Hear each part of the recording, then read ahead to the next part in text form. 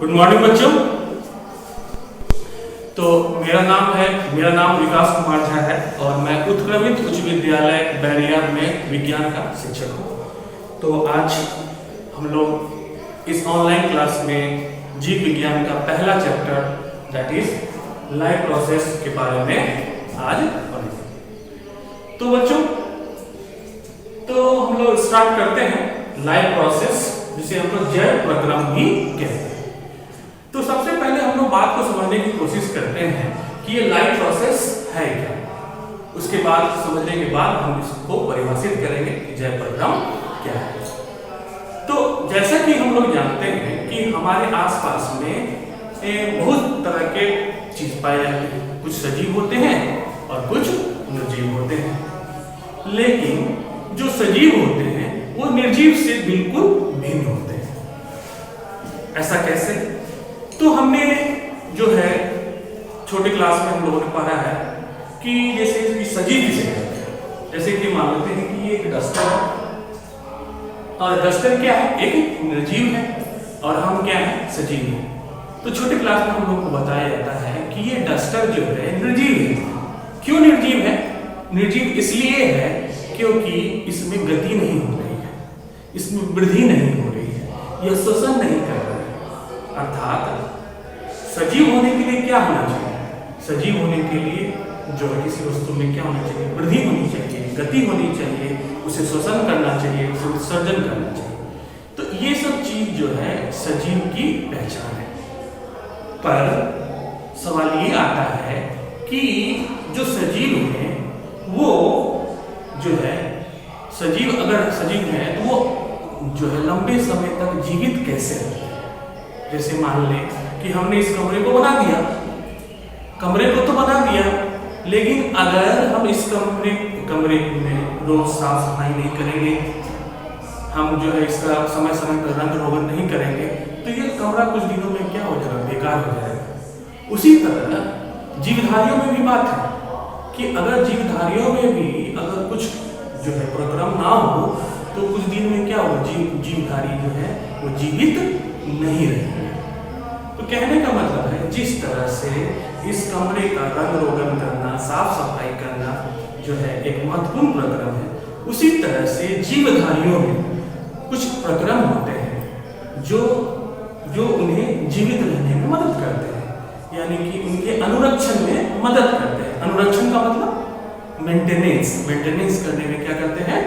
तो मदद करते हैं। तो कहने का मतलब है कि वैसे सारी प्रक्रिया जो जीवधारियों के अनुरक्षण में मदद करते हैं, सम्मिलित रूप से अनुरक्षण में मदद करते हैं, उसे हम जैव प्रक्रम या लाइफ प्रोसेस कहते हैं।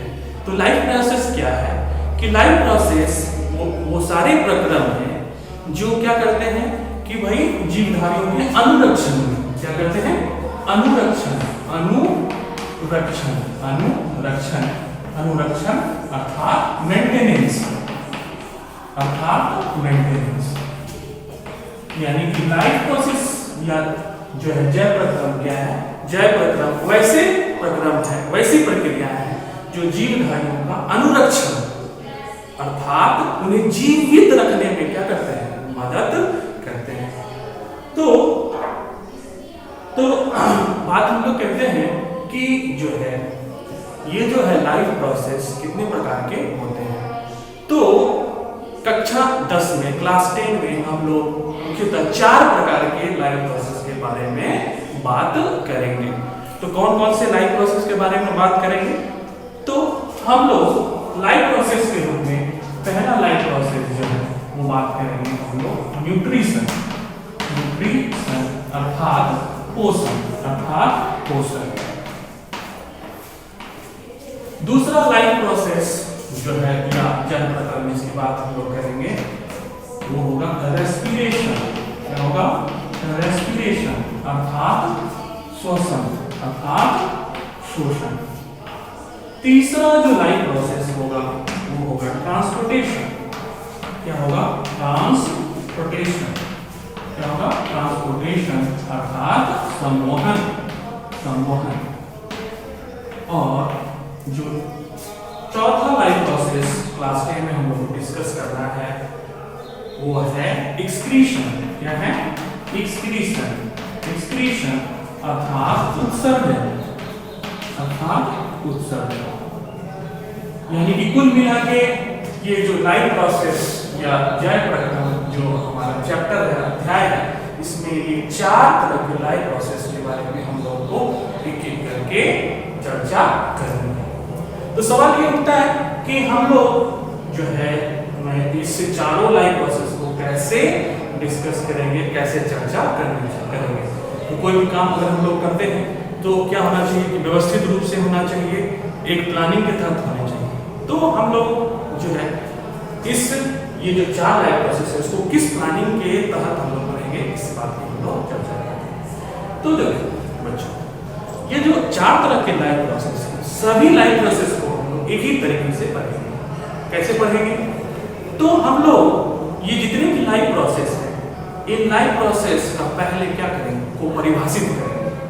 परिभाषित करने के बाद उसके अर्थ को समझेंगे। जैसे मान लो कि हमें न्यूट्रिशन पढ़ना है या पोषण पढ़ना है, उसे परिभाषित करेंगे, उसके अर्थ को समझेंगे। रेस्पिरेशन पढ़ना है तो उसे परिभाषित करेंगे, उसके अर्थ को समझेंगे। ट्रांसपोर्टेशन पढ़ना है तो उसे परिभाषित करेंगे, उसके अर्थ को समझेंगे। एक्सक्रीशन पढ़ना है उसे परिभाषित करेंगे एवं उसके अर्थ को समझेंगे। उसके बाद इन सभी ये लाइफ प्रोसेस को परिभाषित करने के बाद और अर्थ समझने के बाद हम लोग जो है ये क्या पढ़ेंगे कि जैसे हम लोग पढ़ेंगे कि भाई न्यूट्रिशन, तो हम लोग पढ़ेंगे कि भाई न्यूट्रिशन सजीव जो है मुख्यतः क्या है, या तो पेड़ पौधे हैं या तो जंतु हैं।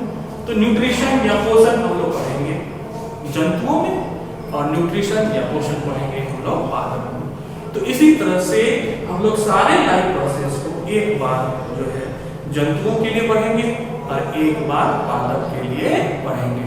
तो इस तरह से हम लोग जो है सारे लाइफ प्रोसेस को एक एक करके समझेंगे। तो आज की कक्षा में हम सबसे पहले शुरुआत करते हैं पहले लाइफ प्रोसेस यानी जो क्या है, न्यूट्रिशन या पोषण। तो स्टार्ट करते हैं बच्चों।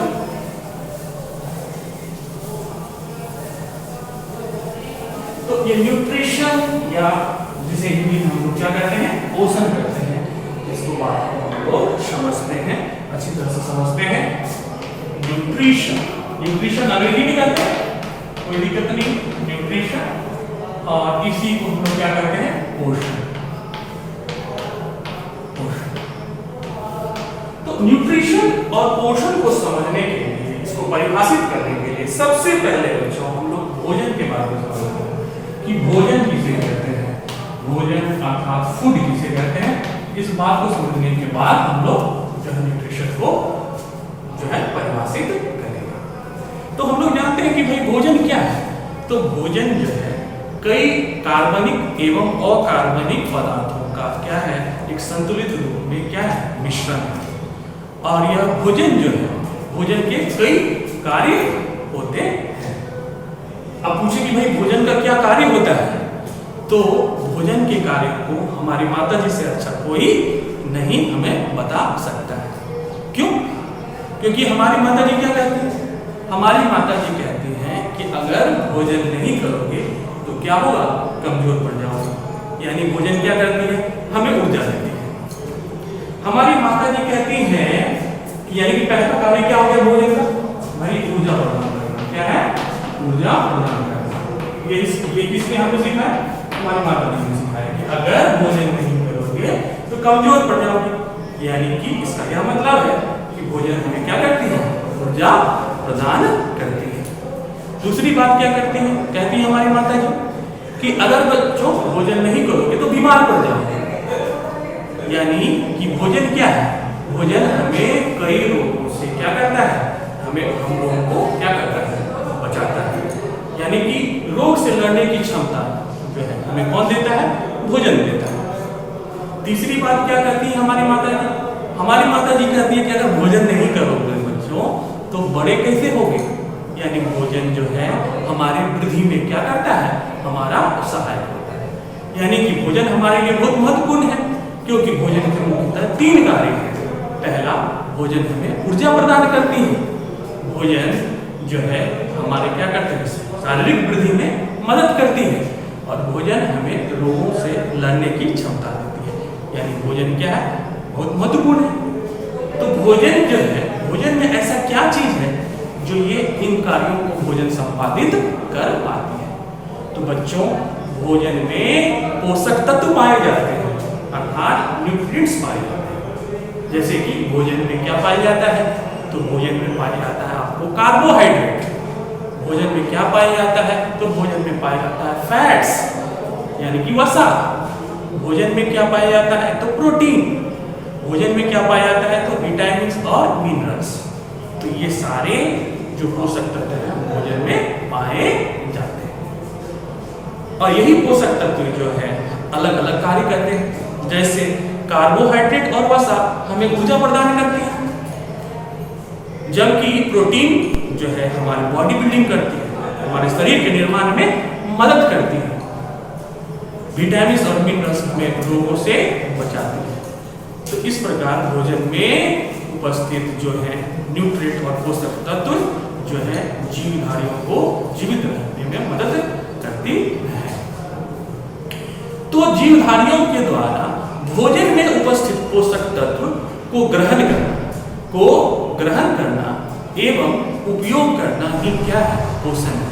तो हम पोषण को परिभाषित कैसे कर सकते हैं बच्चों? तो हम लोग पोषण को अगर परिभाषित करना चाहें तो किस प्रकार कर सकते हैं? तो पोषण क्या है? तो पोषण क्या है? तो पोषण यानी कि न्यूट्रिशन। पोषण यानी कि न्यूट्रिशन क्या है? तो हम इसको परिभाषित कर सकते हैं कि भोजन में उपस्थित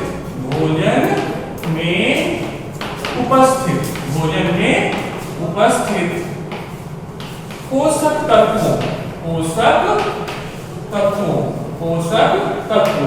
तत्वों अर्थात न्यूट्रिएंट्स को ग्रहण करना एवं उनका उपयोग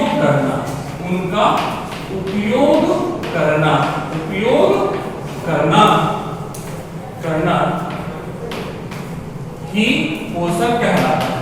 ही पोषण कहलाता है। पोषण यानी न्यूट्रिशन कहलाता है। अगर इस बात को अंग्रेजी में कहें तो हम लोग क्या कहेंगे कि the process of obtaining and utilising food is known as nutrition. बात बराबर है दोनों में, मतलब एक है। तो यानी कि जीवधारी जो है भोजन में उपस्थित पोषक तत्वों को ग्रहण करते हैं और ग्रहण करने के बाद उनका उपयोग करते हैं। इसी प्रक्रिया को हम लोग क्या कहते हैं? पोषण कहते हैं।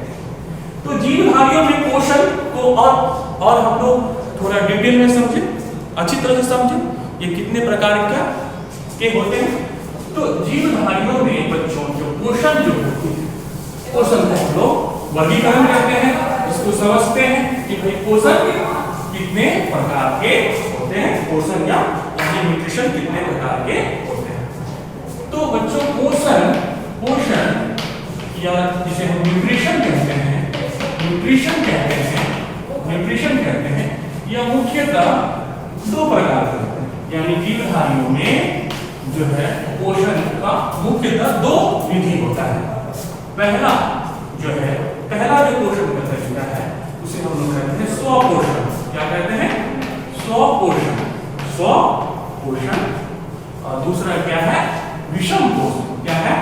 विषम पोषण। स्वपोषण अंग्रेजी में हम लोग इसे कहना चाहते हैं क्या है? Autotrophic mode of nutrition. और विषम पोषण यानी कि हेट्रोट्रॉफिक मोड ऑफ न्यूट्रिशन। बात तो समझते बच्चों? ये ऑटोट्रॉफिक मोड ऑफ न्यूट्रिशन क्या है या स्वपोषण किसे कहते हैं, और ये हेट्रोट्रॉफिक या विषम पोषण जो है ये क्या है आपको समझते हैं। तो सब पे आते हैं बच्चों। ये ऑटोट्रॉफिक, ऑटो एक ग्रीक शब्द है जिसका मतलब होता है स्वयं, और ट्रॉफिक जो है अंग्रेजी शब्द है, ग्रीक शब्द है, जिसका मतलब होता है न्यूट्रिशन यानी कि पोषण। यानी कि स्वपोषण क्या है? स्वपोषण पोषण की वह विधि है जिसमें जीवधारी अपना भोजन स्वयं बनाते हैं। अपना भोजन स्वयं बनाते हैं। कैसे बनाते हैं?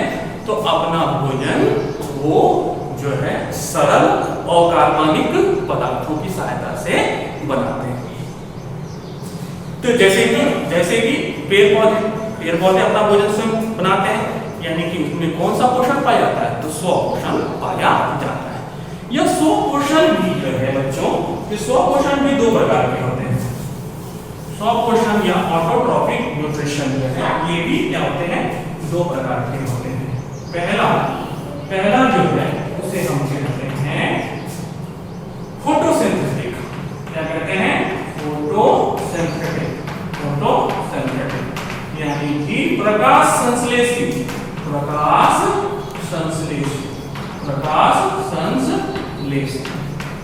और दूसरा क्या होता है? दूसरा होता है कीमोसिंथेटिक। क्या होता है? कीमोसिंथेटिक अर्थात जो है रसायन संश्लेषण। पहले इस दोनों बात को समझ लेते हैं, ठीक है? ये क्या है? तो स्वपोषण दो प्रकार के होते हैं। पहला प्रकाश संश्लेषी और दूसरा क्या है? रसायन संश्लेषी। तो ये प्रकाश संश्लेषी क्या है? रसायन संश्लेषी क्या है? तो जिस प्रकार बच्चों हमारे घर में भोजन जब बनता है तो भोजन के लिए क्या चाहिए? दाल चाहिए, चावल चाहिए, ये सब क्या है? ये सब जरूरी है। लेकिन उस भोजन को पकाने के लिए क्या चाहिए? पकाने के लिए हमें बड़ी चूल्हे की जरूरत होती है। उसी प्रकार जो स्वपोषित जीव क्या होते हैं? सरल अकार्बनिक पदार्थ से अपना भोजन का निर्माण करते हैं, तो उन्हें ऊर्जा की जरूरत होती है। अगर वह ऊर्जा सूर्य के प्रकाश यानी कि सोलर एनर्जी से मिले तो उस स्वपोषण को हम लोग क्या कहते हैं? फोटोसिंथेटिक यानी कि प्रकाश संश्लेषी स्वपोषण कहते हैं। परंतु अगर भोजन के निर्माण करने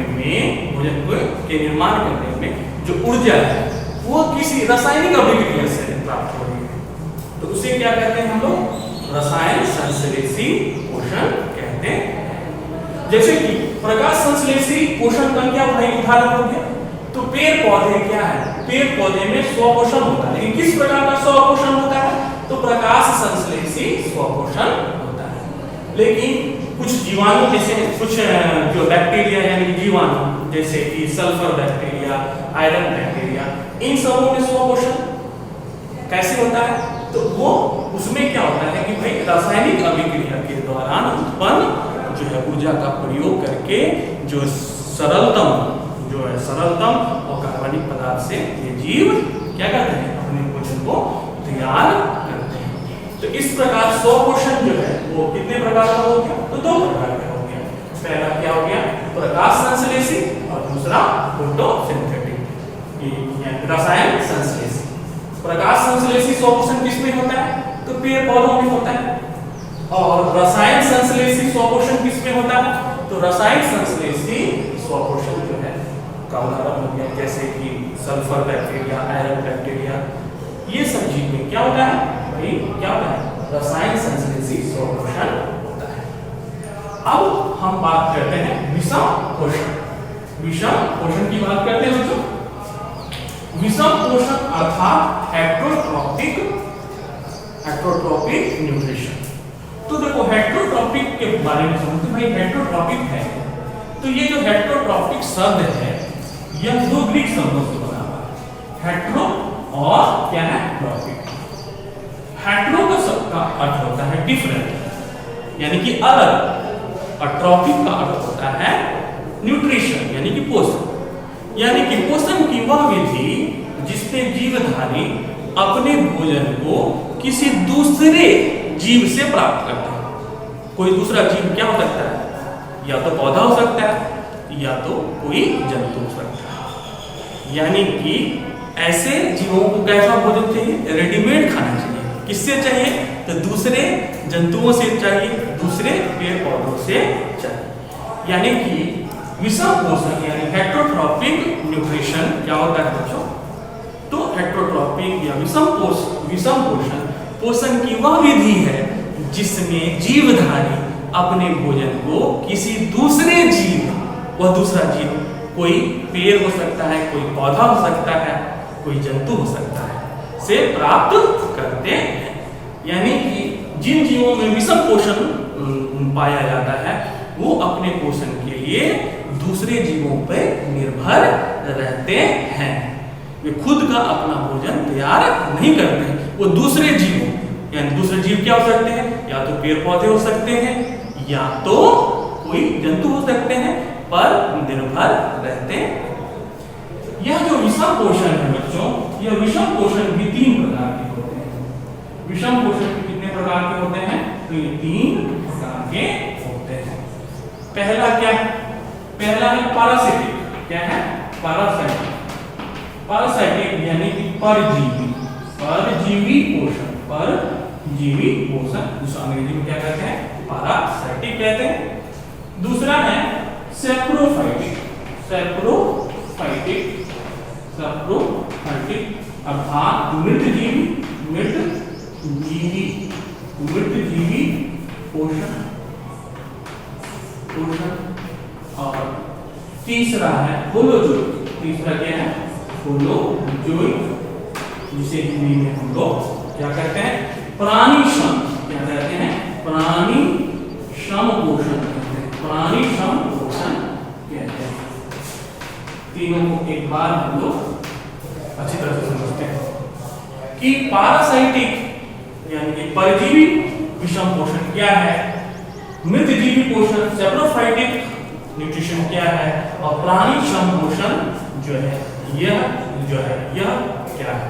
इस तीनों के बारे में हम लोग थोड़ा बात को समझते हैं। तो पैरासाइटिक यानी कि परजीवी जो पोषण है वह विषम पोषण का एक क्या है, एक भाग है, एक टाइप है, एक प्रकार है। तो परजीवी में क्या होता है कि जीवधारी जो है किसी दूसरे जीव से, किसी दूसरे जीव से क्या करते हैं, अपने भोजन को प्राप्त करते हैं। लेकिन जब भोजन को प्राप्त करते हैं तो उन्हें मारते नहीं, उनसे फायदा जरूर उठाते हैं लेकिन उनको मारते नहीं। यानी कि परजीवी में क्या, परजीवी पोषण में सबसे मुख्य बात क्या, अहम बात क्या है कि एक जीव दूसरे जीव से अपने भोजन को प्राप्त करता है, जिसमें एक जीव को क्या होता है, फायदा होता है और दूसरे जीव को नुकसान होता है। जैसे कि मान लें कि जोंक है, जब जोंक गाय भैंस के पैर में लग जाता है तो क्या होता है, जोंक अपने पोषण को गाय भैंस से क्या करता है, से लेता है, लेकिन जोंक जो है गाय भैंस को मारता नहीं। तो यहाँ पे भाई क्या है, जोंक में किस तरह का पोषण है, ये परजीवी पोषण है। यानी परजीवी पोषण में मुख्य बात क्या है, अहम बात क्या है, अहम मुद्दा यही है कि जो है परजीवी पोषण में जीवधारी दूसरे जीव से भोजन को प्राप्त करते हैं लेकिन उनको मारते नहीं। जैसे पौधों में बोलते हैं अमरबेल, अमरबेल क्या करता है, दूसरे पौधों पे क्या है भाई, भोजन के लिए निर्भर करता है लेकिन वो दूसरे पौधे को मारता नहीं, उससे वो फायदा उठाता है। तो परजीवी पोषण में क्या होता है, परजीवी पोषण में जीवधारी अपने भोजन को किसी दूसरे जीव से ग्रहण करते हैं बिना उसको मारे हुए, और इस तरह के पोषण में एक जीव को क्या होता है, फायदा होता है और एक को नुकसान होता है।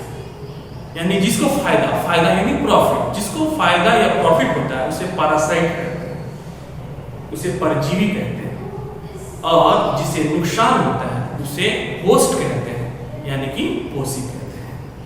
तो इस प्रकार का जो पोषण है वो किसमें पाया जाता है, तो इस प्रकार का पोषण जो है ये प्रायः जो है किसमें पाया जाता है, तो बहुत सारे जीवाणु किसमें पाया जाता है, जीवाणुओं में पाया जाता है, बहुत सारे कवक में भी पाया जाता है। किस तरह का इसमें किसमें पाया जाता है, तो जो परजीवी पोषण है वो किसमें पाया जाता है, तो जोंक में पाया जाता है, जोंक हो गया, अमरबेल हो गया, ये सब में क्या है, कौन सा पोषण पाया जाता है, तो परजीवी यानी कि पैरासाइटिक जो है पोषण पाया जाता है। सैप्रोफाइटिक यानी मृतजीवी पोषण क्या है कि नाम से ही पता चलता है कि यह विषम पोषण का वो प्रकार है जिसमें जीव अपना भोजन क्या हुआ मरे हुए जीव से क्या करते हैं प्राप्त करते हैं। कैसे भाई? तो मरे जीव वाले जीव से वो क्या करते हैं कि भोजन को क्या करते हैं अवशोषित कर लेते हैं। जैसे कि इसका उदाहरण क्या हो सकता है? जैसे कि बहुत सारे जीवाणु और विषाणु, जैसे कि बहुत सारे जीवाणु और विषाणु, कवक, ये सब क्या है? इसमें कौन सा पोषण पाया जाता है? सेप्रोफाइटिक यानी कि मृतजीवी पोषण पाया जाता है। अब तीसरा जो सबसे इंपॉर्टेंट है वो क्या है? होलोजोइक यानी कि प्राणी सम पोषण। तो होलोजोइक को अच्छी तरह समझते हैं क्योंकि होलोजोइक जो शब्द ये दो शब्द से बना है। होलो मतलब होता है पूर्ण, होलो मींस क्या होता है पूर्ण, और जू का मतलब होता है जंतु। यानी कि यह जो पोषण की विधि है वह किसके लिए है? यह जो है जंतुओं के लिए बनी है। यानी कि हमारे आसपास के जितने भी जंतु हैं, गाय हो गया, भैंस हो गया, बकरी हो गया, हाथी हो गया, घोड़ा हो गया, सारे जंतुओं में किस प्रकार का पोषण पाया जाता है? तो पाया जाता है होलोजोइक। होलो मींस क्या हुआ? होलो मींस हुआ पूर्ण, और जू मींस क्या हुआ भाई? जंतु।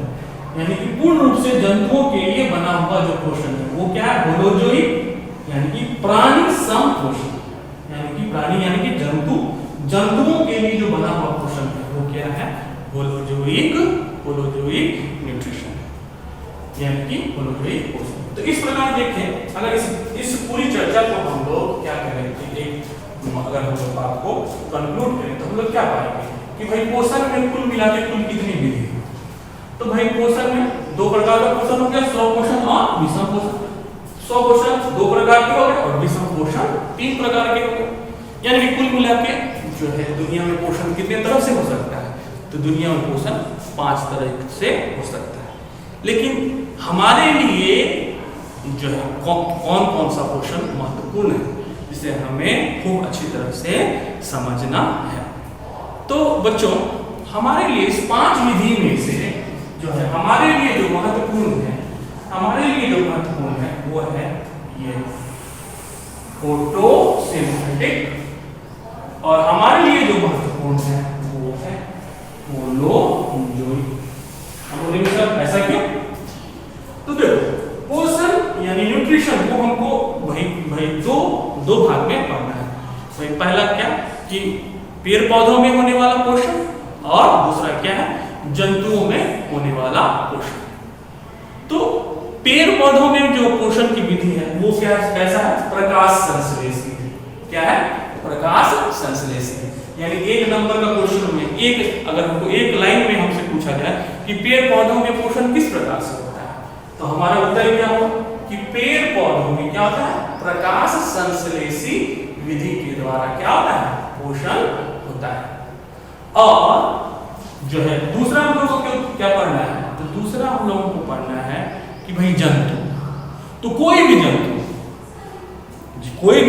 जंतु, गाय, भैंस, बकरी, कुत्ता, गधा, मानव, जो भी है, सभी में भाई किस प्रकार के का पोषण पाया जाता है? तो वो क्या होता है? प्राणी सम पोषण, यानी कि होलोजोइक न्यूट्रिशन। तो अगर हमसे कोई पूछे कि मनुष्यों में पोषण किस प्रकार से होता है, तो हम लोग कहेंगे कि मनुष्यों में पोषण प्राणी सम विधि से होता है, यानी होलोजोइक मोड ऑफ न्यूट्रिशन से होता है। और इस चैप्टर में भाई तीसरा चीज है, एक और है कि अमीबा में पोषण। तो देखो, अमीबा में भी क्या है? अमीबा वैसे तो क्या है? एक प्रोटिस्टा है, प्रोटोजोआ है, जो जंतुओं की तरह लगता है। तो उसमें भी क्या है भाई? उसमें भी कौन से विधि से पोषण होता है? तो उसमें भी प्राणी सम पोषण, यानी कि होलोजोइक मोड ऑफ न्यूट्रिशन से क्या होता है? पोषण होता है।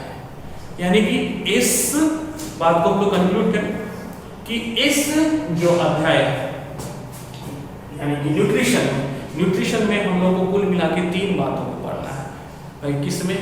पेड़ पौधों में पोषण। तो पेड़ पौधों में किस प्रकार से पोषण होता है?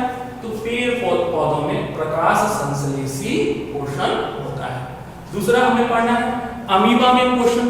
तो अमीबा में पोषण किस तरह से होता है? तो अमीबा में होता है प्राणिसम पोषण यानी होलोजोइक न्यूट्रिशन। और मनुष्यों में पोषण ह्यूमन न्यूट्रिशन इन ह्यूमन। तो मनुष्यों में पोषण किस प्रकार से होता है? तो मनुष्यों में पोषण होलोजोइक मोड ऑफ न्यूट्रिशन से होता है। तो इन 5 विधियों में इस पूरे अध्याय में सिर्फ 2 विधि के बारे में हम लोगों को बार-बार चर्चा करनी पड़ेगी। किस कौन सी? एक प्रकाश संश्लेषी जब हम पेड़ पौधों का में होने वाले पोषण को पढ़ेंगे, और प्राणी संपोषण जब हम पोषण को अमीबा में पढ़ेंगे, जब हम पोषण को क्या करेंगे मनुष्यों में पढ़ेंगे। तो ये 2 प्रकार का पोषण हमारे लिए महत्वपूर्ण बन जाता है, जिसमें सबसे ज्यादा महत्वपूर्ण अगर बात करें तो वो कौन सा है? तो वो है प्राणी संपोषण यानी होलोजोइक मोड ऑफ न्यूट्रिशन। तो चूंकि यह इंपॉर्टेंट, यह बहुत ही महत्वपूर्ण है, तो इंपॉर्टेंट होने के चलते इसको हम लोग थोड़े और डिटेल में पढ़ेंगे। किसको पढ़ेंगे? होलोजोइक न्यूट्रिशन यानी प्राणी संपोषण जो है, जो विधि है किसका पोषण का, उसको अच्छी तरह से पढ़ेंगे। तो बात को समझते हैं और अच्छी तरह से समझते हैं कि होलोजोइक न्यूट्रिशन यानी कि प्राणी संपोषण जो है पोषण किसे कहते हैं? ये बहुत ही महत्वपूर्ण है। क्यों महत्वपूर्ण है? क्योंकि अमीबा में भी पोषण किससे होता है? प्राणी संपोषण विधि से होता है। और मनुष्यों में भी पोषण किससे होता है? तो मनुष्यों में भी पोषण प्राणी संविधि यानी कि होलोजोइक मोड ऑफ न्यूट्रिशन से होता है। इसलिए यह विधि हमारे लिए सबसे महत्वपूर्ण बन जाती है। इसलिए इसको और अच्छी तरह से बात को समझते हैं। तो हम लोग अभी चर्चा करने जा रहे हैं किसका है? Holozoic mode of nutrition. Mode of nutrition, holozoic mode of nutrition यानी जिसको हिंदी में हम लोग क्या कहते हैं? हिंदी में कहते हैं प्राणी सम। क्या कहते हैं? प्राणी सम पोषण। क्या कहते हैं? प्राणी सम पोषण कहते हैं। तो प्राणी सम पोषण या होलोजोइक मोड ऑफ न्यूट्रिशन क्या है? अभी तक की चर्चा से हमें ये समझ में आ गया है कि अमीबा में क्या होता है? प्राणी संपोषण विधि से पोषण होता है, और मनुष्यों में भी किससे होता है? प्राणी संपोषण विधि के द्वारा क्या होता है? पोषण होता है। लेकिन यह क्या है, इसको और अच्छी तरह से हम बात को समझने की कोशिश करते हैं। तो जैसा कि हमने अभी अभी बात किया कि भाई होलोजोइक जो प्राणी शब्द यानी होलोजोइक ये 2 शब्दों से बना है। होलो का मतलब क्या हुआ? पूर्ण, और दूसरा क्या है? जू। दूसरा क्या है? जू मीन्स वजन, यानी कि यह पोषण की विधि जंतुओं के लिए बनी है। तो इस पोषण की विधि में क्या होता है? तो इस पोषण की विधि में जो जीवधारी होते हैं वो अपना भोजन जो है किसी दूसरे पेड़ पौधे या जंतुओं से प्राप्त करते हैं। तो पोषण के लिए या तो पेड़ पौधों को जो है पेड़ पौधों को खाते हैं, या जंतुओं को खाते हैं, या पेड़ पौधों या जंतुओं के कुछ भाग को खाते हैं। लेकिन इस विधि का जो है सबसे महत्वपूर्ण बात क्या है कि इस विधि का जो पोषण है इसमें मुख्य रूप से 5 स्टेप होते हैं। यानी कि बच्चों आज से समझ लो कि जिस पोषण में 5 जो है चरण हो, स्टेप हो, वही क्या है? प्राणी संपोषण। यानी कि प्राणी संपोषण का पहचान क्या है? प्राणी संपोषण का पहचान क्या है कि प्राणी संपोषण यानी होलोजोइक न्यूट्रिशन जो है इसमें कितने चरण होते हैं? 5 चरण होते हैं। प्राणी संपोषण जो है पोषण वो 5 चरणों में संपादित होता है। तो वो कौन से 5 चरण हैं? तो प्राणी संपोषण जो है इसमें 5 चरण होते हैं। पहला हम लोग करते हैं इंजेक्शन। क्या कहते हैं? इंजेक्शन कहते हैं, जिसको हम लोग क्या कहते हैं? अंतर्ग्रहण। क्या कहते हैं? अंतर्ग्रहण। अंग्रेजी में इंजेक्शन कहते हैं और हिंदी में क्या कहते हैं? अंतर्ग्रहण। दूसरा जो चरण है वो क्या है? डाइजेशन। क्या है? डाइजेशन। क्या है? डाइजेशन। डाइजेशन अर्थात पाचन। पाचन। तीसरा जो चरण है, तीसरा चरण क्या है? तीसरा है एब्जॉर्प्शन। क्या है? एब्जॉर्प्शन। क्या है? एब्जॉर्प्शन यानी कि अवशोषण, यानी कि अवशोषण। क्या है? अवशोषण। और चौथा जो चरण है वो क्या है? एसिमिलेशन। क्या है? एसिमिलेशन। क्या है? एसिमिलेशन, जिसको हम हिंदी में क्या कहते हैं? स्वांगीकरण। क्या कहते हैं? स्वांगीकरण। और जो पांचवा है वो क्या है? इजेशन। क्या है? इजेशन, इसको हम लोग क्या कहते हैं? बहिष। क्या कहते हैं? क्या कहते हैं? बहिष्करण। बहिष्करण यानी कि जिस प्राणी संपोषण में, प्राणी संपोषण कितने चरण में संपादित होता है? तो प्राणी संपोषण मुख्यतः 5 चरणों में संपादित होता है। तो इसको शॉर्ट में समझते हैं कि भाई 5 चरण क्या है? इंजेशन यानी अंतर्ग्रहण। जब प्राणी क्या करता है? भोजन को ग्रहण करता है, तो भोजन को ग्रहण करने की प्रक्रिया को क्या कहते हैं? अंतर्ग्रहण यानी कि इंजेशन। तो पहला चरण संपादित हो गया। जीवधारियों ने क्या किया? जीवधारियों ने भोजन को ग्रहण किया। जैसे हम लोग भोजन को ग्रहण करते हैं तो कहां से ग्रहण करते हैं? तो मुंह से करते हैं। तो जब हमने भोजन को मुंह में लिया तो यह क्या हुआ? इस प्रक्रिया को हम लोग क्या कहें? अंतर्ग्रहण कहें। उसके बाद जो है भोजन जो है वो क्या होता है? वो शरीर के अंदर जाता है। और भोजन में क्या होते हैं? कई जटिल अणु पाए जाते हैं। तो शरीर के अंदर में जो है जो जटिल अणु है, जटिल अणु है, जैसे कि कार्बोहाइड्रेट, जैसे कि प्रोटीन, ये सब जो जटिल अणु हैं जो कि भोजन में पाए जाते हैं वो क्या होते हैं? सरल अणुओं में क्या होते हैं? बदल जाते हैं। जैसे कार्बोहाइड्रेट ग्लूकोज में बदल जाता है, वसा फैटी एसिड और ग्लिसरॉल में बदल जाता है, अमीनो एसिड क्या होता है? प्रोटीन जो है वो अमीनो एसिड में बदल जाता है।